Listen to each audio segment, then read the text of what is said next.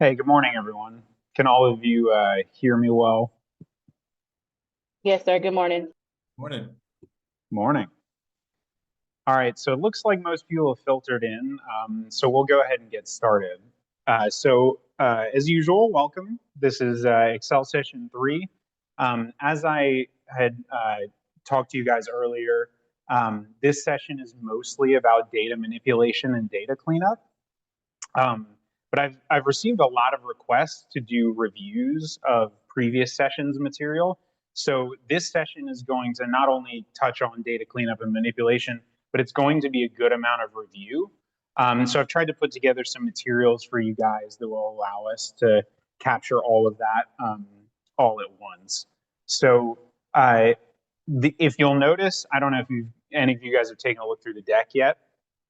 The deck hasn't changed very much. It's really just adding a couple things to what we've already done. And you'll see that as we get into the actual sheet.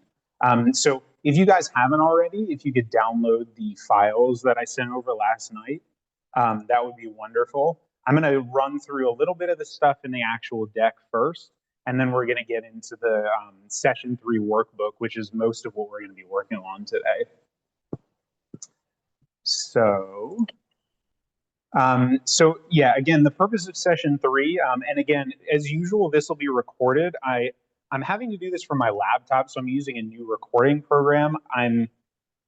If it doesn't work out well, I'm just going to re-record it after this. So it will be up regardless later this week for you guys to review.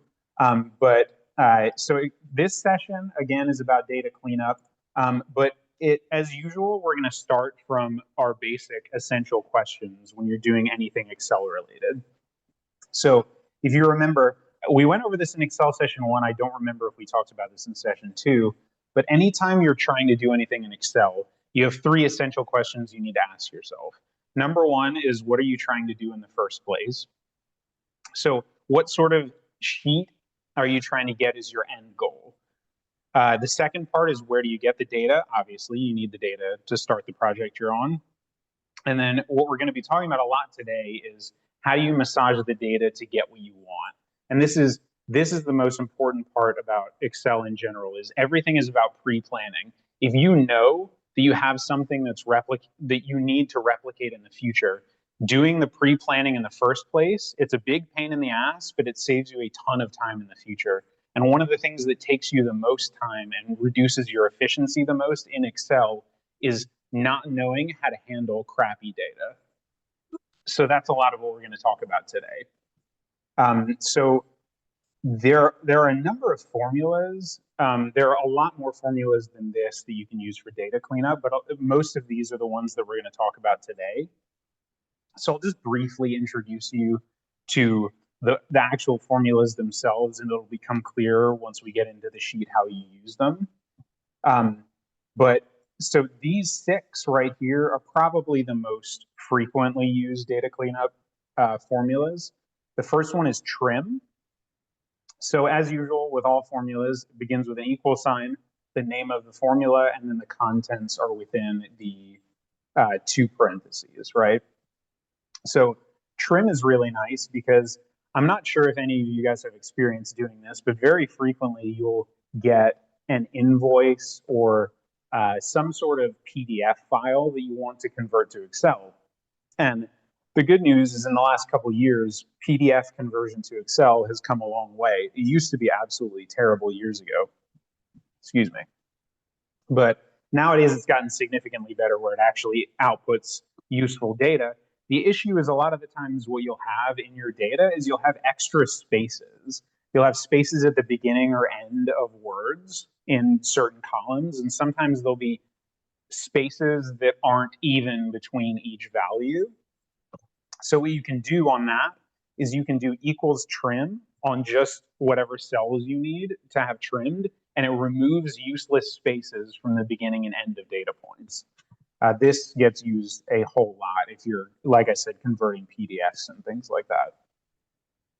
The second formula we have here is equals len. So when you're doing data trimming, a lot of what you're doing is, you need to know the number of characters in a cell. So equals len gives you the number of characters of any specific cell. And then, so these three formulas, equals left, equals mid, and equals right, we're going to use these a good bit today, but these are all very similar interrelated formulas. So what they do is if you get, again, it happens a lot if you convert a PDF or something like that, but it even happens frequently in addresses, which is something we'll see a little later. But you'll get an address in one format where it says it has the city, the state, and the actual address all in one cell. And sometimes you want to parse those out into individual cells. Well, the way you do that, one of the many ways you do that, but probably the most efficient one, is to use these formulas. So they do exactly what, if you read the name of the formula, it does exactly what you think it does. Equals left takes a certain number of characters from the left side of the data. Equals mid takes, whoa. Oh, that was weird. I didn't know other people could draw on this. So equals left takes a number of characters from the left side of the data. Equals mid takes a number of characters from the middle of the data based on where you specify the middle to be. Equals right takes a number of characters from the right side of the data. So obviously, the thing that if you look at these formulas for a little bit, you'll notice is you're going to need to know starting points for these, which is where equals len comes in. Excuse me. And then also equals find comes in. So equals find is a formula that you can get very creative with because it allows you to look for a certain character or piece of text within a piece of data and figure out what number character that is within the piece of text. So all of this might sound very abstract, but we'll see in a couple minutes how this is used.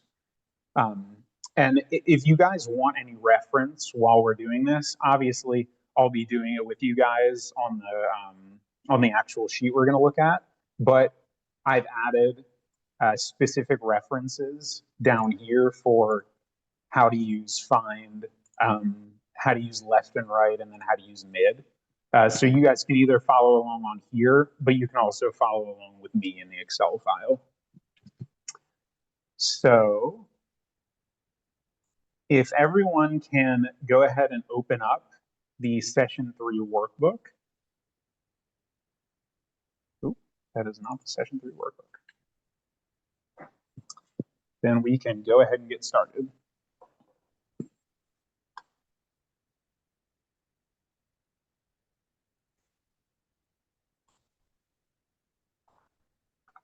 So I already did a little bit of work here.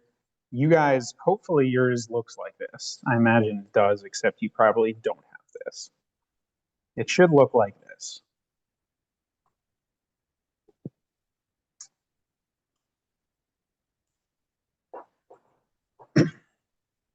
So again, let's go back really quickly to those 3 essential questions. What are we trying to do? So this sheet that I've prepared for you guys today, the end goal of the sheet is this region performance tracker. So let's say we want to have the information for, we want to have check average and transactions versus prior year for the stores that we have in Georgia. And we want to use some sort of scoring criteria to give out awards or a bonus or something like that to those specific stores. So as I said with the essential questions, you have to think about what you're trying to do in the first place and then work back from there. So what we want to do in this case is we want a performance tracker for the stores in the Georgia region that tracks check average and transactions versus prior year. And we want that to update every time we want to update this, this data dynamically. We don't want this to be a static sheet that we have to fill in every single time. So the data we need is we need store numbers, obviously. We want the RGM name, And we want the address, but we want the address to be separated between the actual address, city, and state, because obviously we need, if we're tracking the stores in the Georgia region, we need these to be able to be parsed by state. And then we need to be able to find the check average and transactions versus prior year based on this information that we have, right? So if we think about it, within our company, where do you find this data? So we have a directory, right, that has this information for the most part. But sometimes directories aren't in the exact format that we need. So we'll have to deal with that potentially. The other pieces of data that we need check average and transactions versus prior year. So this is going to be very similar to the sheets that we've done before, where we're basically using something like a WebWorks output, for example, which is this directory values sheet here. This is it's random information that I've created, but it's in the format of a WebWorks output. And then in this case, we have directory information here that I've prepared for you guys. But if you'll notice, this has the store number, the area code, and the address, right? But we also want the RGM in here.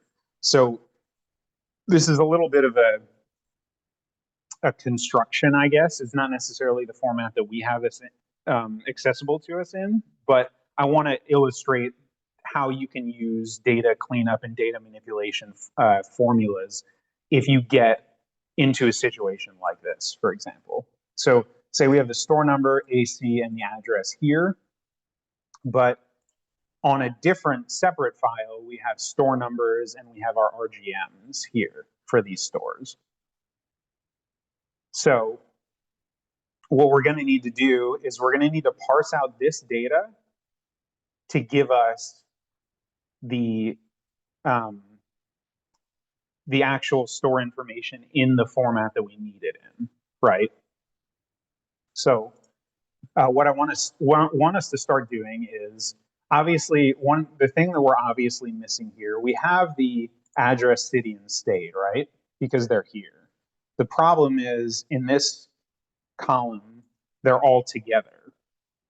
We need them to be separate, but we'll deal with that in a second. The first thing we need to do is we don't have the RGM here. So what we're going to need to do is we're going to insert a column here. We can just name this column RGM.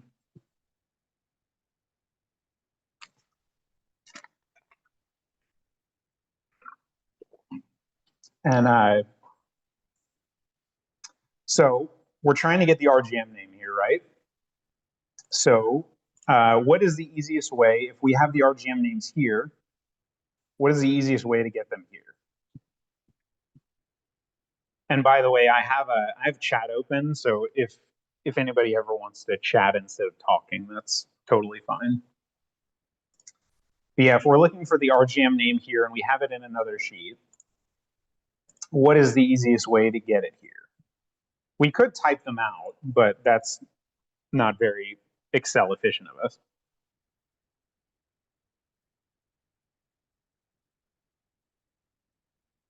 All right, well, it's XLOOKUP. So we've done XLOOKUP before, obviously, but when you have a piece of data like a store number here, that's also here, it'll allow us to easily pull the RGM information, pull this bit of data from this directory over here because we have this unique piece of information that links the two of them, right? So let's go ahead and do an XLOOKUP. So equals XLOOKUP.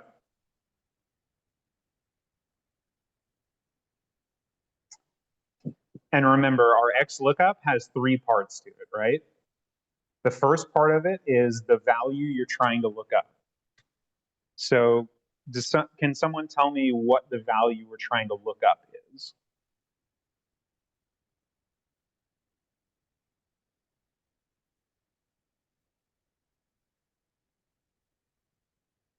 Come on, I know someone knows. is this?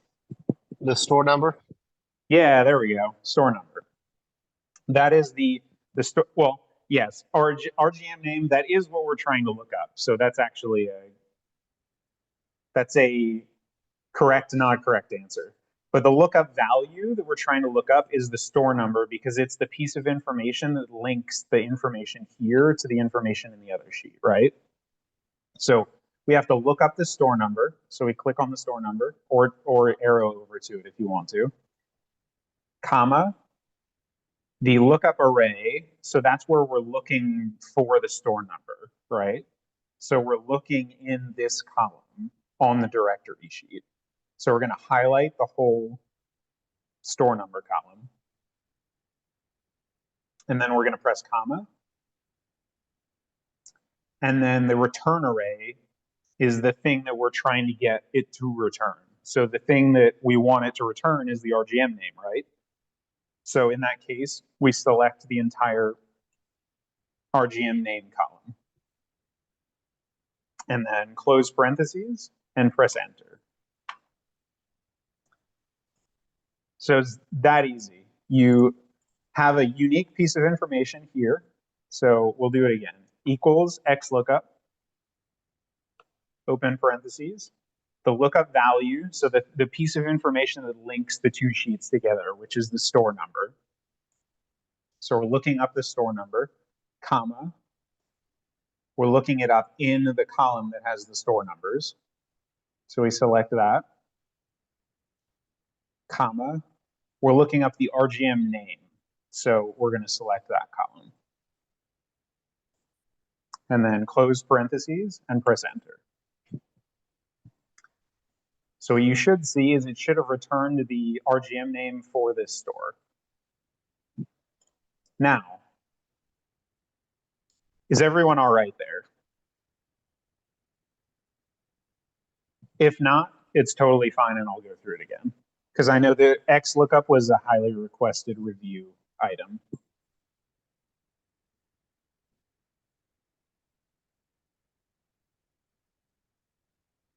Okay, cool. So if we think about what we're trying to do now, obviously we want to paste this formula down, right? But we need to lock cells in order to do that because we don't want, if you remember, if you look in this formula itself, so we have this value here, we do want this to move up and down, right? So we don't necessarily want to lock this because we're only pasting this downward. So we're not pasting it left and right, so this is never going to move left and right, but we're pasting it downward. So we do want this bit to move, right? But if you think about what we have in this formula we have a reference to this column here, and we have a reference to this column here. And we never want these to move, right? Because even if we paste a formula downwards that references these columns as whole columns, we don't want the column to move down because then we'll lose data on the top or bottom. So in that case, inside of this formula, we need to lock the references to these columns.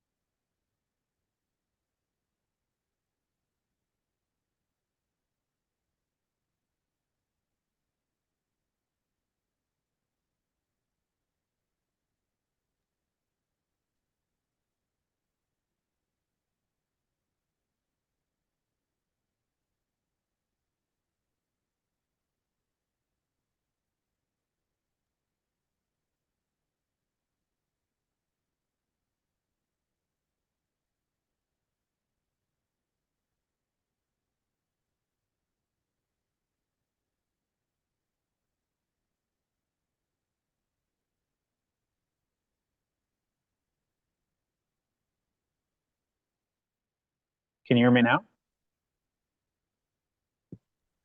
Yes. Oh, no. Yes. I'm But we sorry, did it guys. like the last 3 minutes we did it. I'm sorry, guys. So I ended up having to do this on a laptop from somewhere not in my home base. So I'm adapting here on the fly. Please let me know if I don't have audio or anything like that. Okay, so what was the last thing you heard me say? You're getting ready to lock the directories. Oh, okay. Sorry about that. Okay, uh, so back to that. So if you guys remember this formula,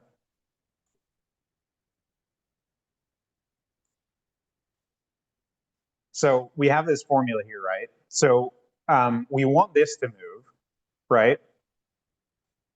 Because we want this to reference the cell that's adjacent to it every time we paste this formula downwards, right? But these references to the other sheet, we never want to move, because if they move, we'll lose data, if you think about it.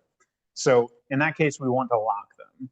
So remember that F4 is the key that will allow you to quickly do this. You can also manually type in these $ if you want to, but F4 is a much more efficient way of doing it.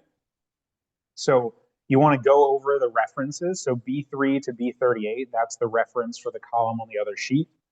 You want to go over that and press F4. And remember, F4 cycles through all the options. So you can just keep hitting it until you get the option you want. In this case, we want to lock both the column and the row because we never want the references on the other sheet to move. So it's just one press is the correct one, but keep in mind if you do it accidentally too many times, you can just keep pressing it. And then you're going to press enter. So again, you don't want to lock B5, the reference to this cell here, but you do want to lock the references to the other sheet. And hopefully it's obvious why. You want this to move up and down, but you don't want the references in this other sheet. You don't want to ever lose this data point, for example, or lose this one on the next paste down. So we're going to copy this and we're going to paste it down, right? And that will give us the RGMs for this store number. And so now we have the store number and the RGM name for these store numbers. So we can go ahead and put those here. So we can just do equals this, right? And then equals this. Or you can just copy and paste these, whichever way is easiest for you. And then just copy these and paste them down. So now we have a good bit of our information, right? Hey, Doc, can you do that one more time?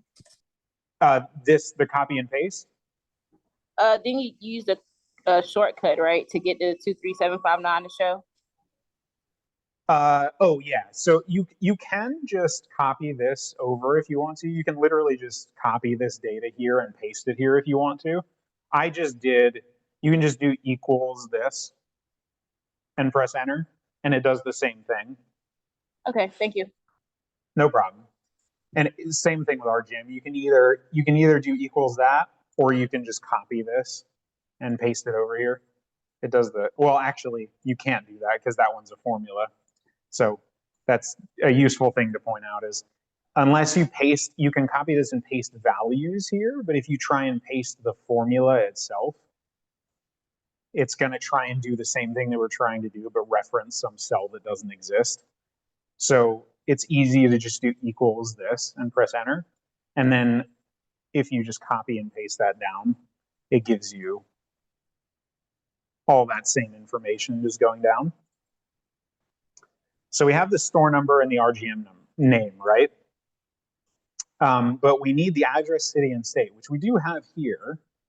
The problem is it's in a very annoying format. So what you could do is you could manually type these in, or you could use a little bit of Excel wizardry, I guess, to break this up in a dynamic way. So let's just go ahead and start with the state, because the state's the really easy one. So if you look at this data, right, we have a formula called right?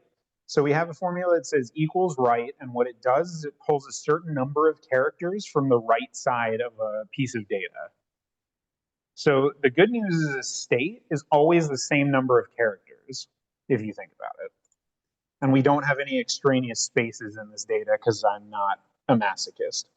So if we want to find the state here right now, we can do equals right, because we're trying to find data that's on the right side of the piece of data, right?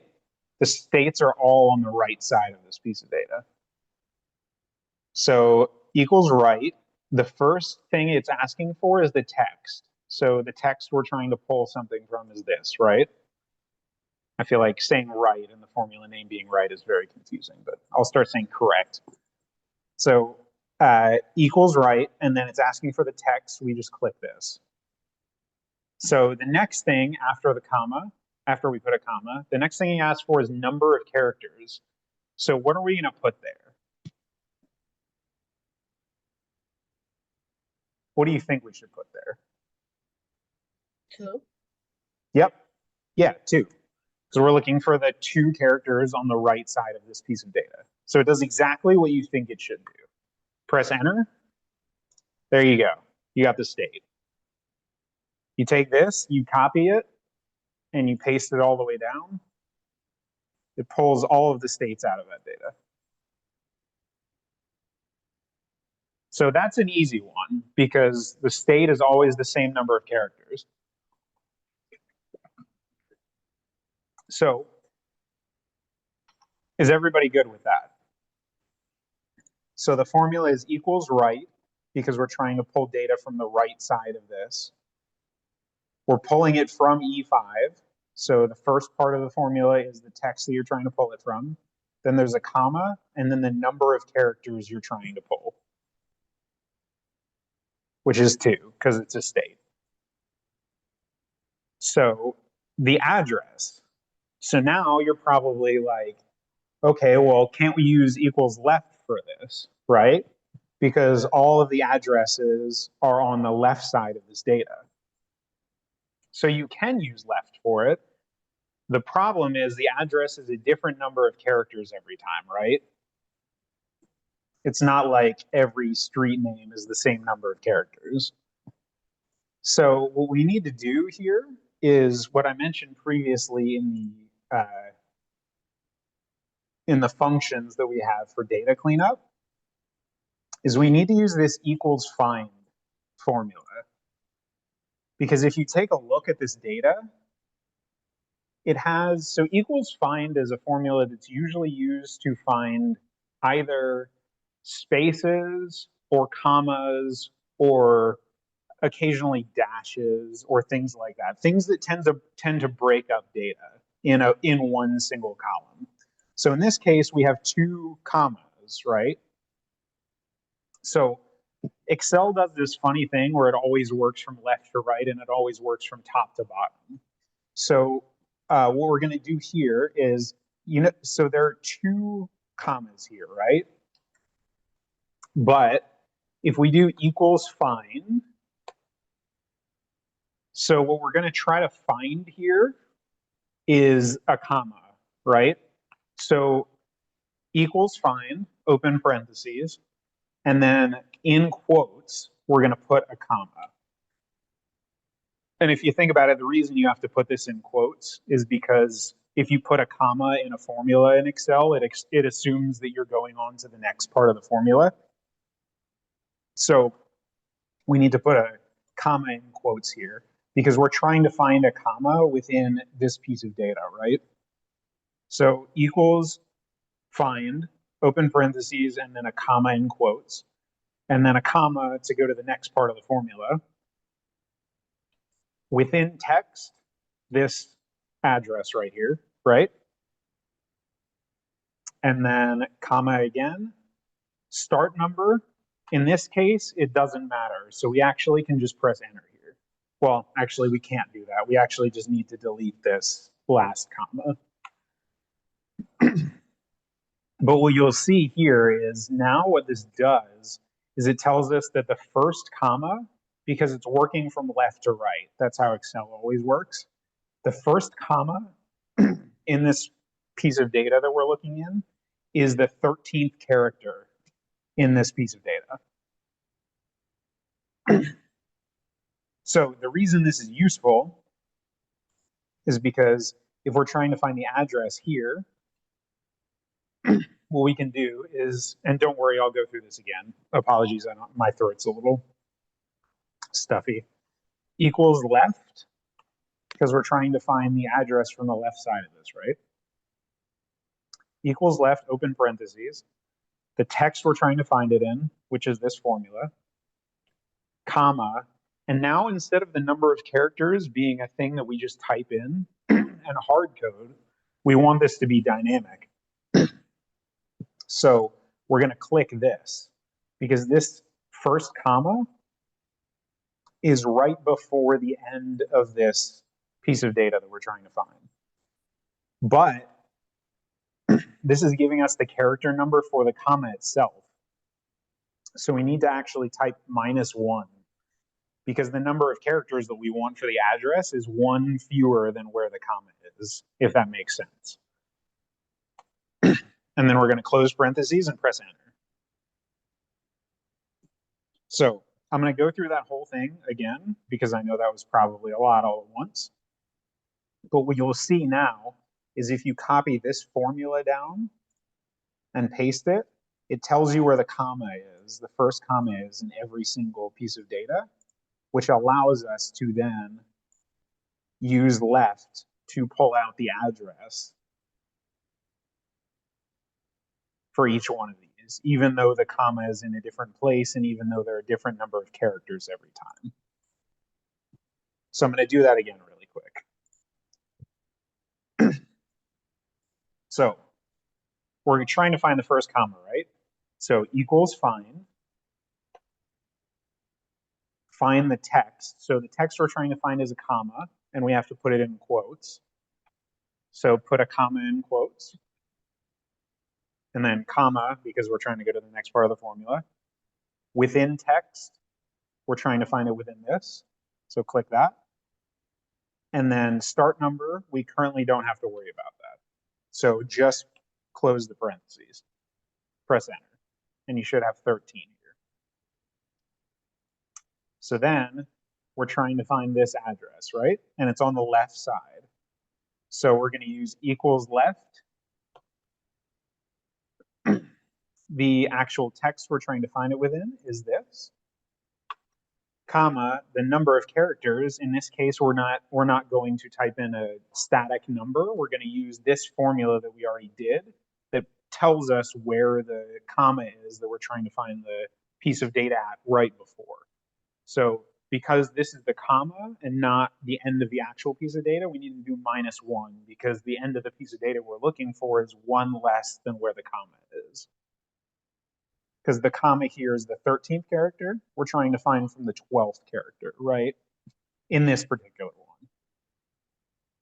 So we're going to close parentheses and press enter.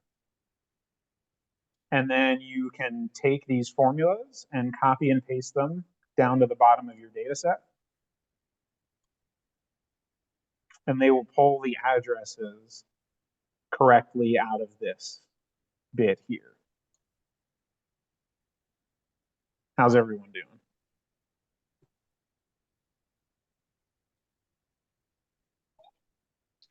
All good. Awesome. So the cool thing is after this is most of the brain damage. After this, we've done a whole bunch of this. And I know a lot of you guys can do a lot of this on your own because we've already done it. There's basically 2 more formulas that one of them we've already seen, which is filter. We'll do that in a second. But this one we're going to do in a second is the only other new one. And then the rest of this is all review. So the city now, right?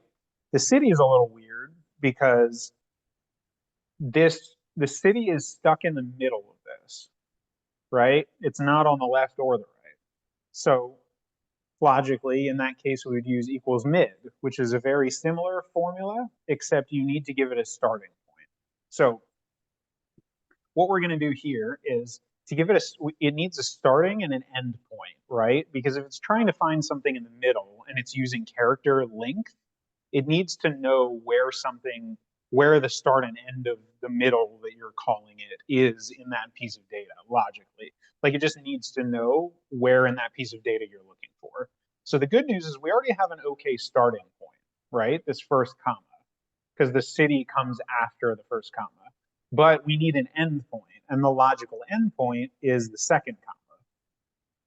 So what we're going to do here is exactly the same thing we did in the first one, but we're going to give it a start number. So equals find, exact same as before. So we're trying to find a comma, right? So put a comma in quotes, and then a comma to find it within whatever piece of text. We're going to click this, because that's what we're trying to find it within. And then, oh, sorry. Oh, I didn't know if that was a question or not. Okay, and then in this case, we do need to give it a start number, right? Because we don't want it to start all the way from the left of the formula, because if it does that, it'll just tell us the same thing as the first one.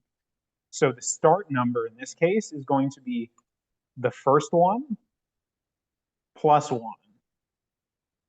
Because if you start on the first character, it'll still give us the same result.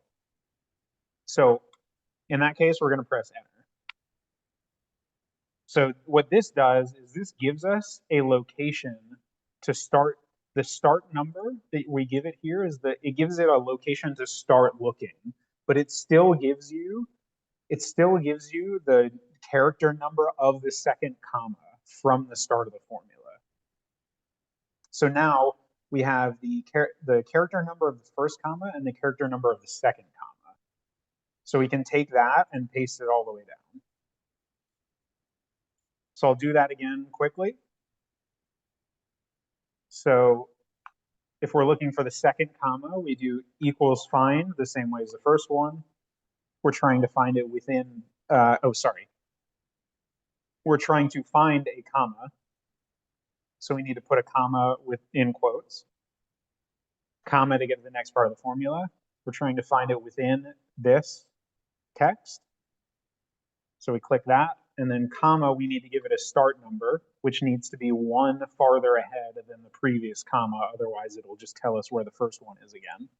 So we're going to click this, and then type +1, close parentheses, and press enter. And I'm going to send you guys this afterwards, just so you can make sure. Hopefully, you guys are able to follow along, but if not, I'll send you it with all of this filled in, so you can check against your own answers. But now we have the locations for the first and second commas here. So what that allows us to do is pull the city out of this. And I know this seems like a whole lot of work just to break up something like this, and probably a lot of people are thinking, well, I'd rather just type this manually or something. But there are two cases. Number one, if you get fast enough with this, it is genuinely much faster than doing this manually. Because once you memorize these formulas and you just get used to using them, it becomes very quick to do this. You can do this in about 5 minutes. But the other thing is when data updates, this is what's important, is when you have data that updates, these formulas always update, even if this changes. So you never have to redo it. And that's the beauty of Excel, is never having to redo something if you plan it well in the first place. So again, oh, sorry. Did you have a question? No? Okay. Okay, so we're trying to find the city, right? So equals mid, because we're trying to find it in the middle of this. So that's a nice thing. All these formulas sound like what they are. So equals mid. So we're trying to find something within this, right? So we're going to click this. So we need to give it a start number, right?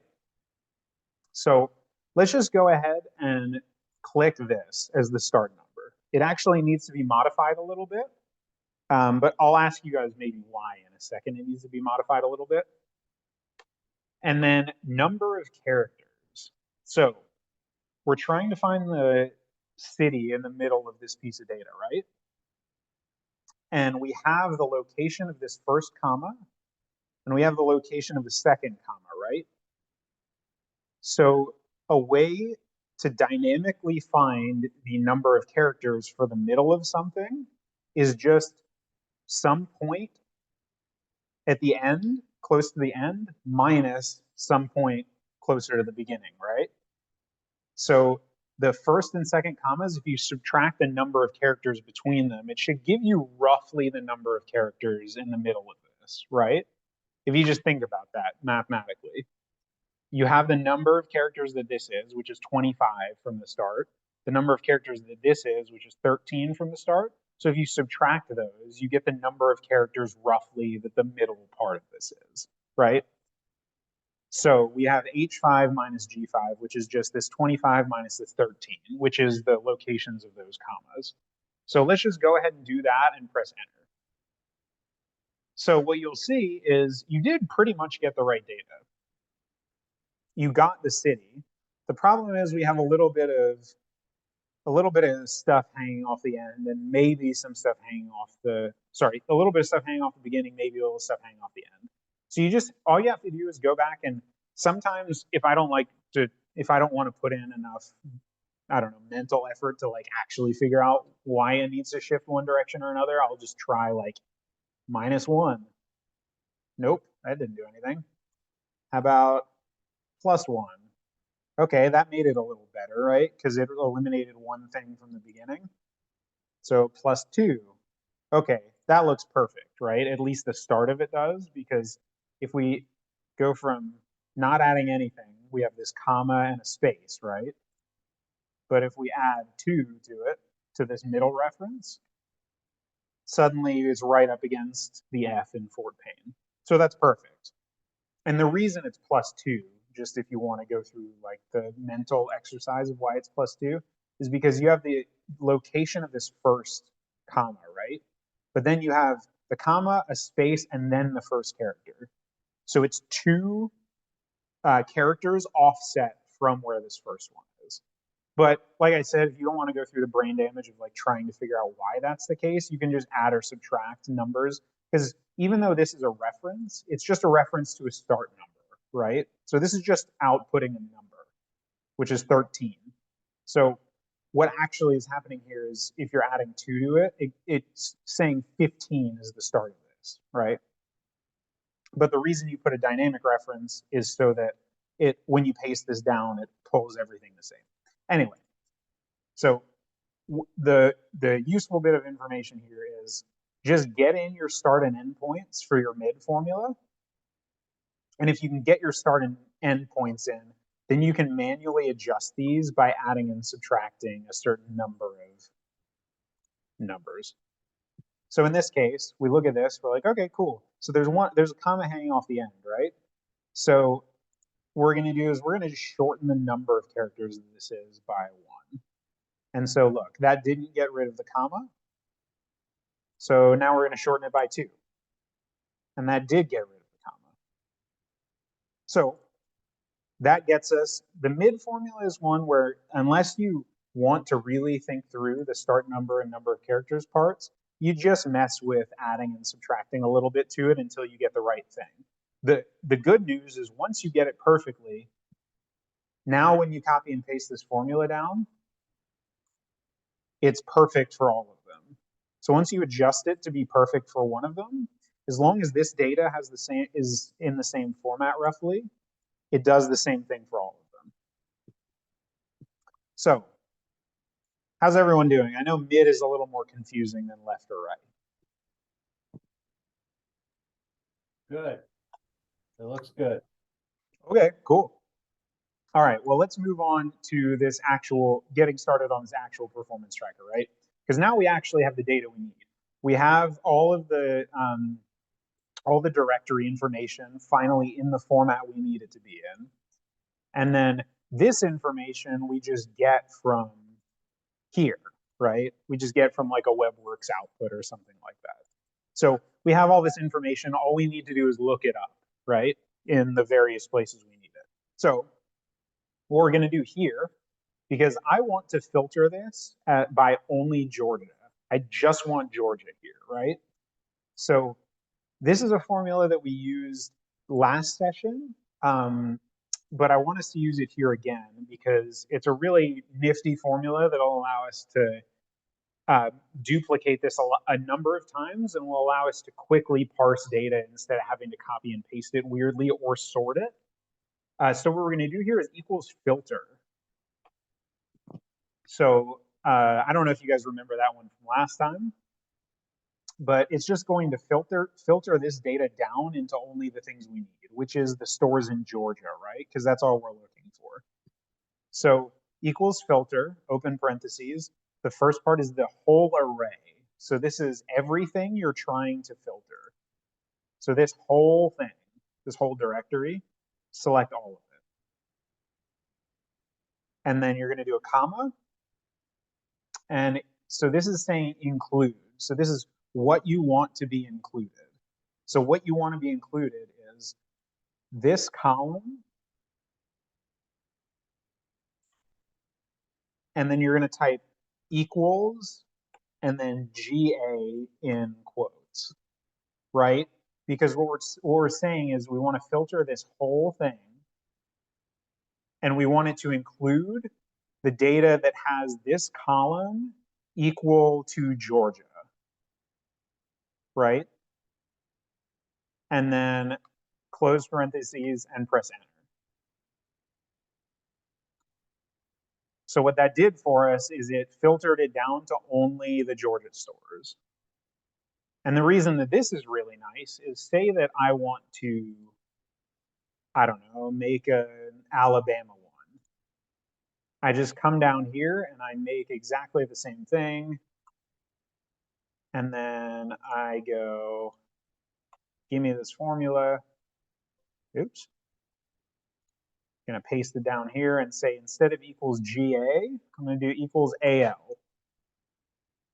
It just gave us the whole tracker for Alabama too, just by changing that one function. So filter is a great little thing to just quickly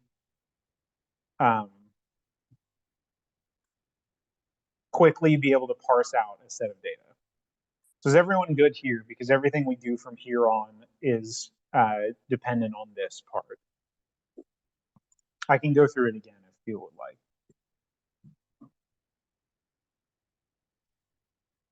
Okay, cool. So we have this data here now. So we're looking for the check average and the transactions versus prior year, right? So these are just going to be lookups, right? Because we have this information here, we have our directory information, and it includes store numbers, which is store numbers are always a great reference for other sheets because usually store numbers are everywhere. And they don't tend to have extra spaces. They don't tend to be formatted all that differently, although sometimes they are. But in this case, we have the store numbers and we have all the data we're looking for here. So we're just going to do lookups. So check average here. We're going to do equals XLOOKUP. We're going to, the lookup value is the store number, right?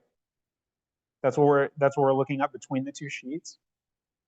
Comma, the lookup array is where the store numbers are in this sheet, right? Because we're looking for data in this sheet. So we're going to highlight the store number column in this sheet. Comma, the next part is the return array, right? So it's what we're looking for. So I actually forgot, but I think it's check average, right, that we're looking for in this one. So in that case, we're going to select all of the check average column and then close parentheses and press enter. And I think that is correct if I remember correctly. Hopefully that's not messed up, but I think that store is one of the weird ones that just had no, yep, it's one of the weird ones that just has no check average. So everyone good with that? So we just look up the check average in the other sheet, right? So again, same as this other XLOOKUP that we did, we want this to move, right? We want the store number to move. but we don't want the references in the other sheet to ever move because they don't need to move up and down.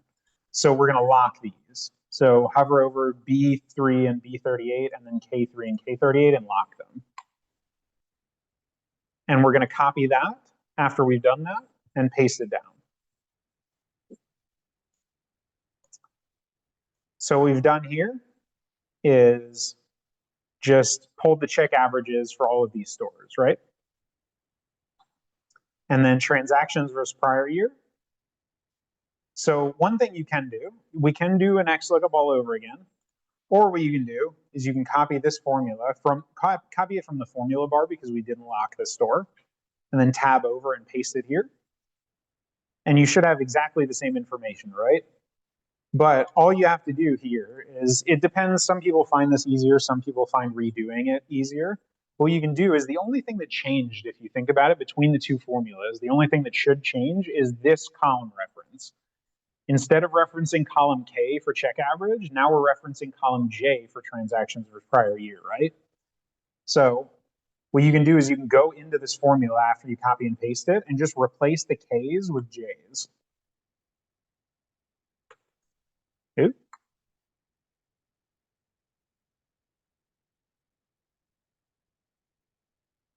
And there you go. So that's another way of doing it. It's whichever way works easiest for you. But if you just, I like doing this because it illustrates how that formula is actually functioning. So if you think about it, we're still looking up the store number, right? We're still looking up the store number in the column that has the store numbers in the other sheet. The only thing that changed is this part, which is what we're looking up itself, which is just the only difference between that. It's the same number of rows. It's the same row reference. It's only the column reference that changes from K to J. So yeah, you can do that, or you can just redo this. How's everyone doing?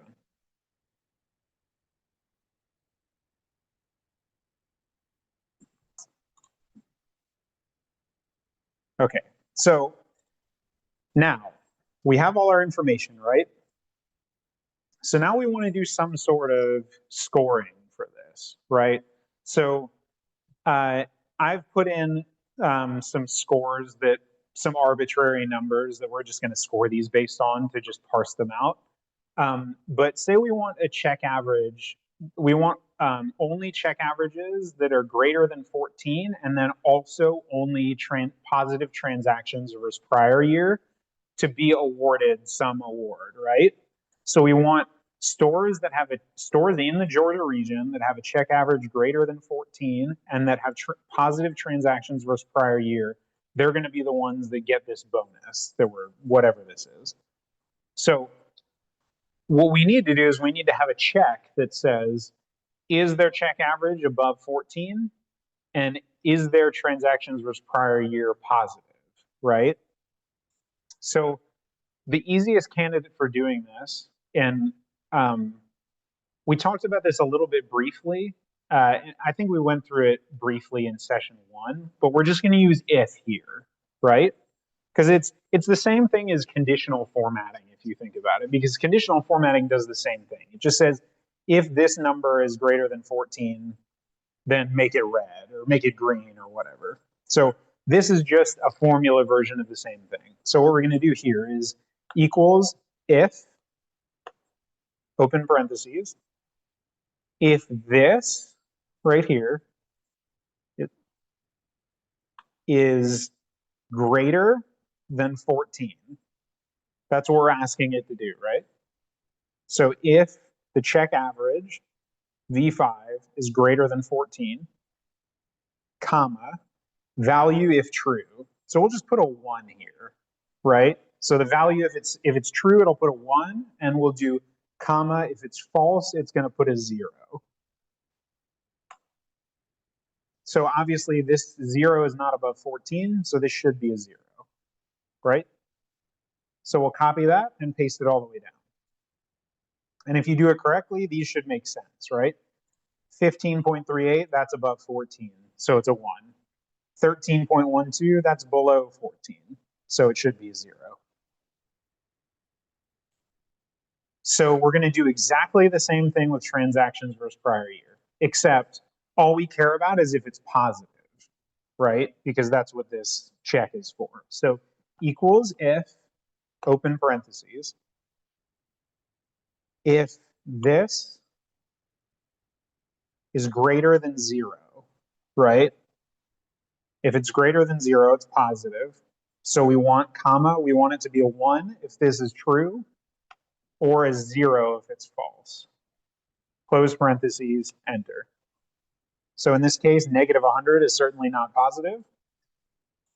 We're going to copy that and paste it.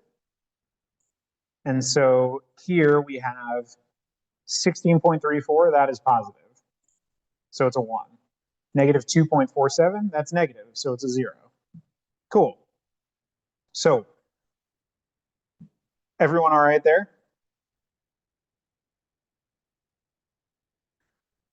So I feel like these types of things, I feel like they're sometimes hard to picture when you get started with them, and it gets a little exhausting by the end. But once you see the whole thing, and you'll see how it dynamically updates anytime you update the information, it's a lot more satisfying once you see that. So here what we're going to do is we have this award thing, right? So we want an output that just says, I made this so you can collapse this up here, right?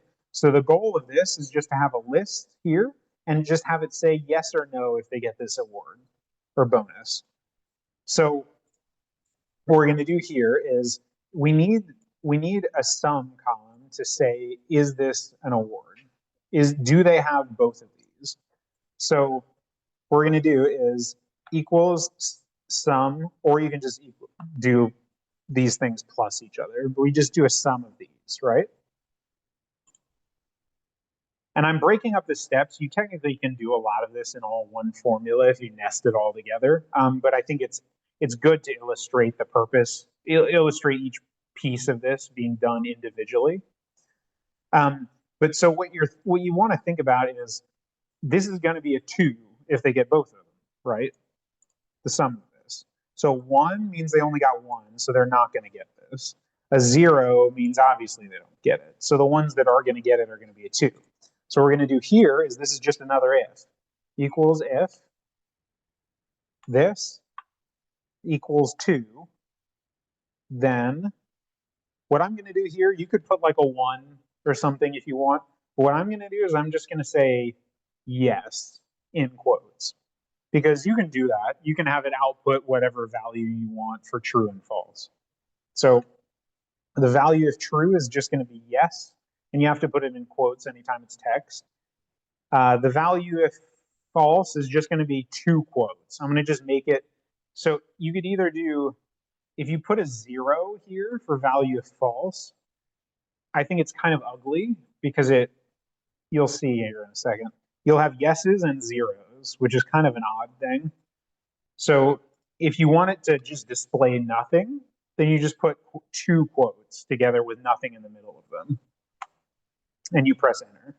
So in that case, now this formula says if this equals 2, it puts a yes. If it doesn't equal 2, then it just puts nothing.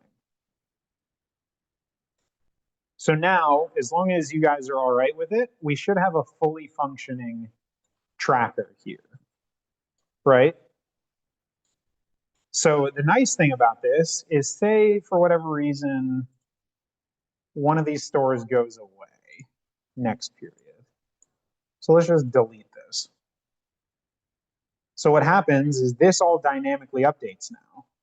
So now these ones haven't updated, which is a problem you have to think about if you're thinking about updating this. But say for whatever reason the store goes away or stores get added, additional stores will be added down here because of this filter function, because it'll always filter out this data to find, no matter how big or small this list is, it'll always be the right number. So you in the pre-planning step of that, you may need to think about making this longer or shorter. But the nice thing about this is, again, as we just did not that long ago, what we can do here is we can do this for Alabama. So say we want to copy and paste this whole thing. We want to say, oops, I copied the filter function incorrectly. So say we want to do one for Alabama. Easy, already done. Just copy and paste this formula down.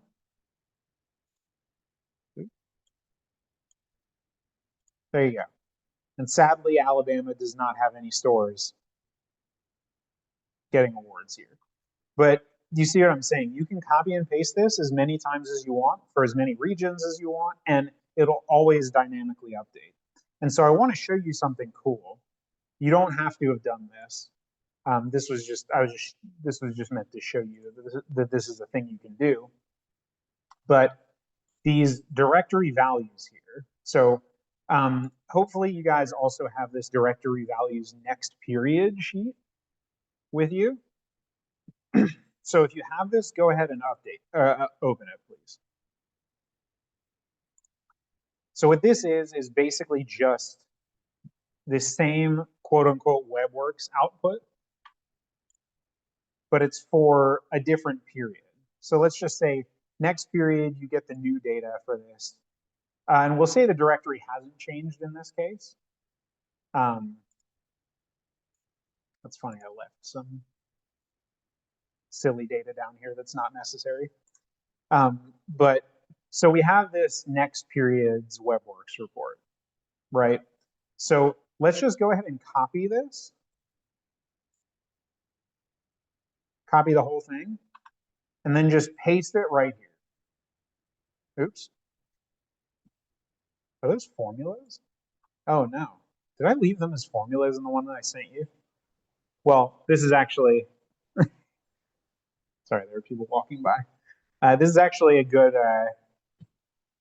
learning thing if I accidentally left these as formulas. Do you guys see these as a formula, or do you see them as static numbers?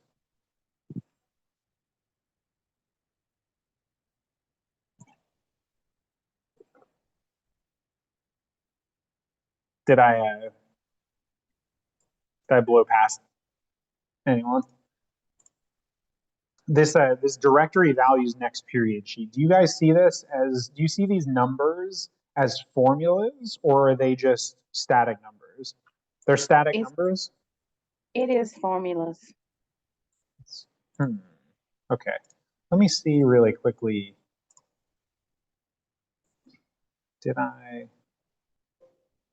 Oh, yeah, I guess I did send it as formulas. Okay, so this is actually, it's good that I messed this up. I mean, I shouldn't have messed it up, I apologize.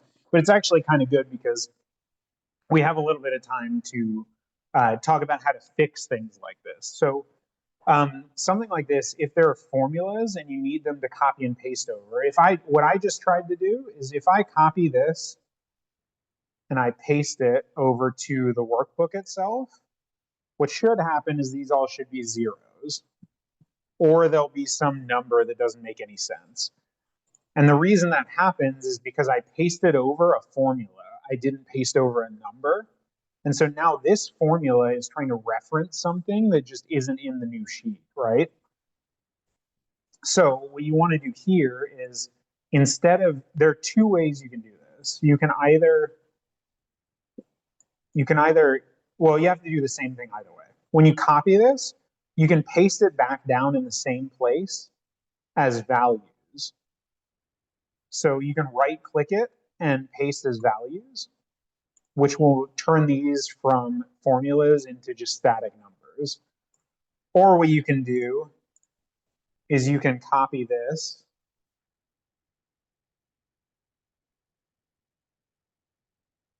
and you can paste it here as values. But the important part is the pasting as values part of it. So you can right click it and paste as values, or you can Control-Shift-V.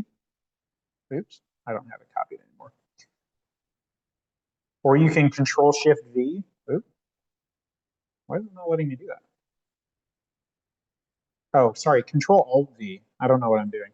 Control-Alt-V to paste special, and then you can click values. There are two ways to do it. You can either right click it and paste it as values here, or you can Control-Alt-V. I don't know how my brain just forgot that shortcut momentarily and paste it as values. Either way, it does the same thing. And you might notice our numbers might all be different now. This is my fault because I was using a random formula to make this data. If you'll notice, anytime I press enter, it changes all these numbers. Because I was basically making a randomized data set for us to use for this. So the numbers here might be different, yours might be different from mine. But all I'm trying to show you is that now that we have this tracker set up, and I'm going to delete this Alabama one because you guys might not have this. But what happens is this all updates. So what's nice is actually, because I have this as randomized, I can show you this over and over and over again. Anytime you copy this and you paste it, like if you take a look here really quick. So we have this first store getting an award and the last store getting an award, right? So now if I paste this in as values, unless I pasted in the same data, which I didn't, now this changed dynamically because the data is updating every time dynamically. So now that you've set this up to be all dynamic references, anytime you update this directory or the directory pieces over here, it will always update this dynamically for you. So it takes a lot of brain damage all in the first place. And I mean, if you think about it, it took us what, an hour to build this the first time, and you never have to do it again. And it took an hour doing it, learning a lot of the formulas. So once you get used to using these formulas, it'll take you 20 minutes to build this, where it might have taken you, I don't know, probably 30 minutes to do this manually. But then every time you do this in the future with the same type of data, it just updates dynamically for you every period, every week, every month, whatever have you. So yeah, I mean, that's a lot of what I wanted to go through today was how to use find and left and right and mid to parse out ugly data, because it's nice to get nice data. It makes your life easier, but most Excel projects, the value you find is in parsing data quickly that is not in the format that you want it to be in. And I almost never, in my entire career of doing Excel-related things, whether it's models or anything like that, I almost never get the data in a format that I actually need it in. And sometimes you need to combine data. So sometimes you need to combine these things to get them in a correct data format. It depends. But having the tools to be able to parse data in the way that you need it to be for the format of the thing that you're trying to do is extremely important in Excel. So it looks like we have about 20 minutes left. Is there anything anyone wants me to go over really quickly again? Was there anything I went by too quickly? Are you able to go back to how you did the check average? Yeah. So the check average part right here, this is just an XLOOKUP again. So if you think about what we're doing here, it's the same as the transactions versus prior year. So check average, if we need this piece of data, we can get it from something like a big financial data dump like this, right? So check average, it's just going to be an XLOOKUP, because the thing that you have in common between here and the sheet that has the financials on it is the store number, right? We have store numbers here and we have store numbers here. So we're going to do equals XLOOKUP because we're looking up the store number to find the information we want, right? So equals XLOOKUP. The lookup value is the store number, so we click the store number, comma, the lookup array is where the store number is in the sheet we're looking it up in, right? So this is the lookup array. It's this column that has the store numbers, right? And always keep in mind you're always still in this formula, so don't click in random places when you're doing this, because you'll get nonsense data here. You just need to click exactly what you need, and then comma. And then if you'll see the XLOOKUP, it stays with us here. It keeps telling us what we need to get. So we already did the lookup value, which is the store number. We did the lookup array, which was where the store number was. then another comma, and then now we're at the return array, which is the check average, right? So check average is right here, right? So highlight that column, close parentheses, and press enter. Okay, got it. Thank you. Cool. And remember, we want this store number to move up and down, but we don't want these references to move. So we're going to use our F4 key to lock these. We need to lock both the column and the row. So there should be $signs in front of both the column and the row here.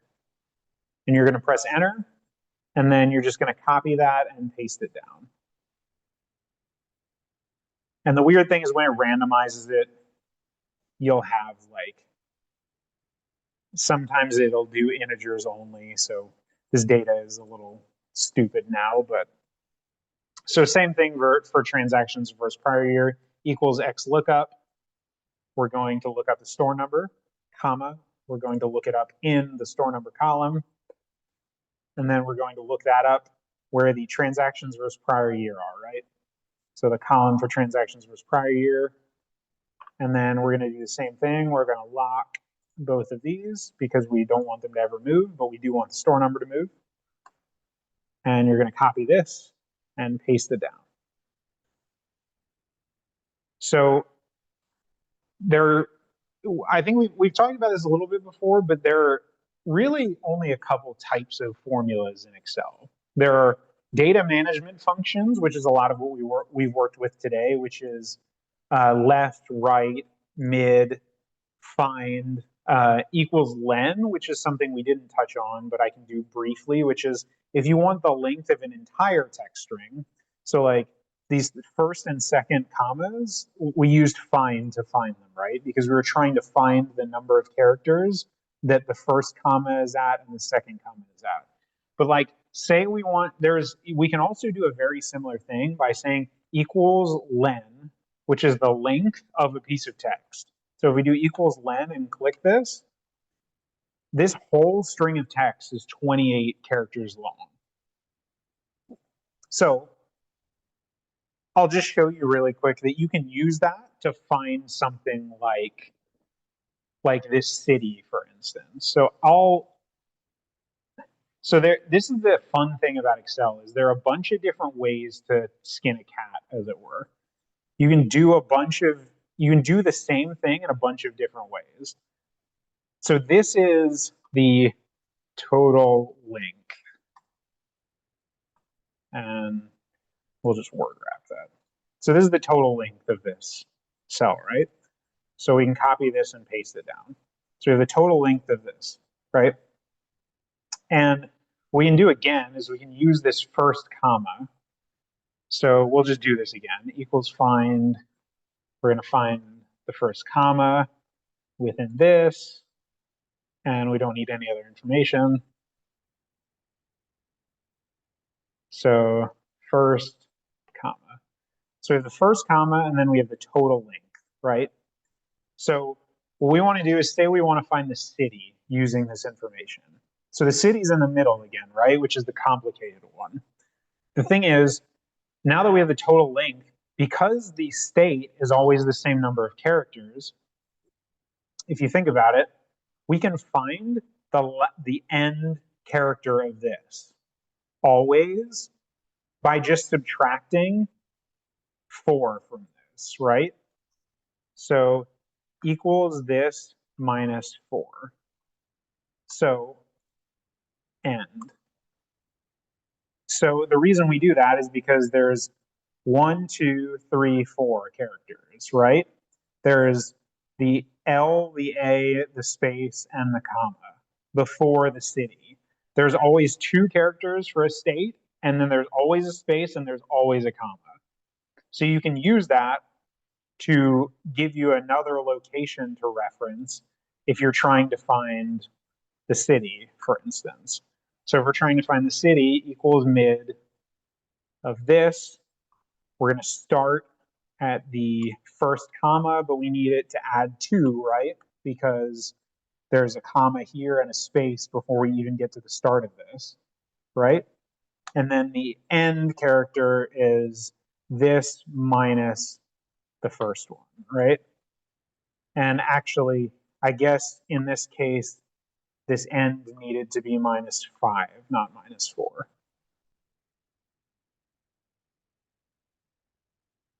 Oop, maybe not.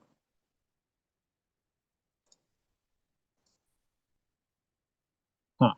Okay, I'll have to figure out how that related. Maybe that needs to be -4 and this one needs to be -2 or something. Oops. That's not what we're looking for.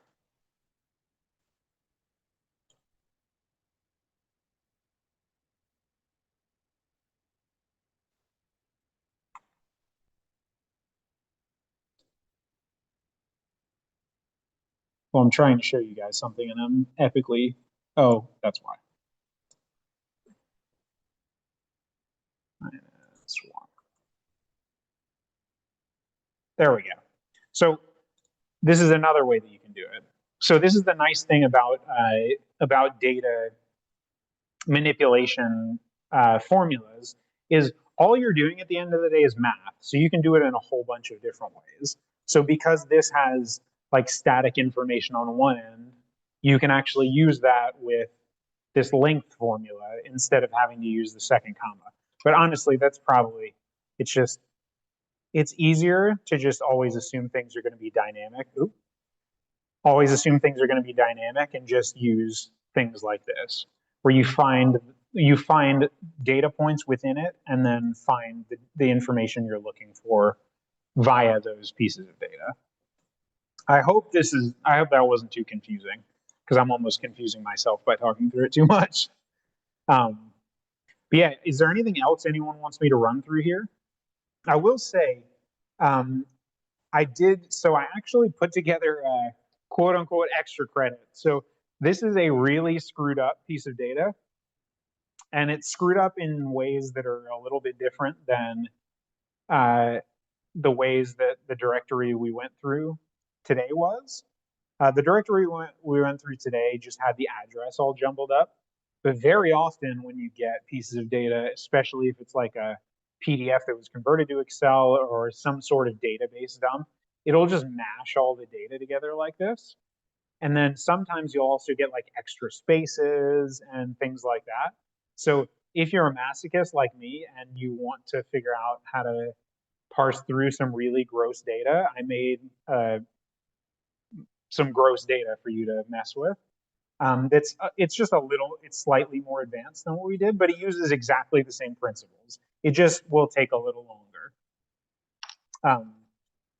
But yeah, is there anything else anyone wants me to go through really quickly? We got an extra about 9 minutes.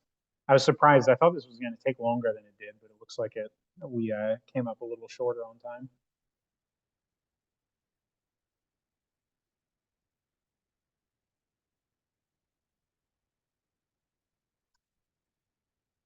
Well, cool. I mean, if everyone's good, I mean, I think the main takeaway from this is that there's a lot you can do with data cleanup. And again, like most Excel things, it's a huge pain in the ass if you do it up front, or it's a huge pain in the ass to learn it the first time.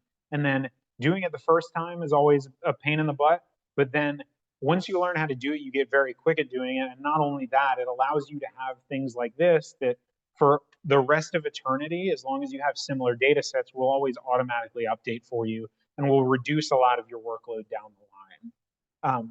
And as usual, this session, I'm currently recording it. I'm hoping that the recording will work because I'm actually on my laptop. I'm usually on my desktop, but I'm just not at home today. But this will be up on YouTube later, and I'll send all of you guys a link to it. And I'm going to do individual breakdowns of the techniques that we use today and do little snippet videos that will also be on YouTube. And I'll also send out a questionnaire after this because I know sometimes I tend to ramble a little too long on certain things, and sometimes I know I go a little too quickly. So I love hearing from you guys about what I need to improve on, because that's at the end of the day, I'm just trying to help you guys with whatever you guys want to learn. So yeah, unless anybody has anything else, I'm going to go ahead and let you guys go. And like I said, I'll put up the recordings of this and send it out to you guys. And I'm going to go ahead, I'm going to send out a questionnaire for you guys if you have anything else you want to learn, or just give me feedback. Great job, Dalton. Thanks, Dan. It was great. I always wish you guys were all in person, but it's hard to get everyone all together at the same time. And I apologize for any scheduling conflicts. I mean, I even ended up having one. So, all right, guys. With that, I appreciate you guys coming, and yeah, please let me know what was helpful from this and what wasn't, and what you guys want to do in the future.